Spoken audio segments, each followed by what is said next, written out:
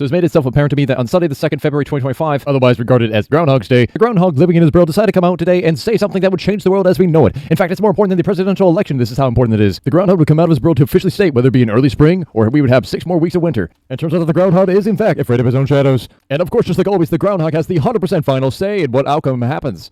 Or does he? This all started one day when I decided to wake up and say, hey, I want to control the weather, but I didn't know where to start. But that's when I got an idea. You see, if I ground the groundhog for making important decisions in life, then guess what? I can technically control the weather for 6 more weeks. So I began my journey by looking for the perfect suspect to use in my little mischievous plan. And that's where I found him. A little brown buddy that heavily resembled that of a groundhog. Now, luckily for me, I was able to willingly convince him to come along with my mischievous plan. However, once we go back to the castle, I decided to rename him to Groundhog as to remove any suspicion that he wasn't actually, in fact, a real groundhog. Now, after Groundhog had gotten his newly acquired disguise, I led him to his new burrow. Now, once he was inside, I decided to go to the local village to tell him all about the good news that happened. And then I guess that people began immediately showing up at the burrow. But when the groundhog decided to come out of his hole, he was then prompted to go back inside via natural means. And so naturally, everyone had thought that the groundhog had gone back because he was scared of his own shadow. And that's the story of how we got 6 more weeks of extra winter this year.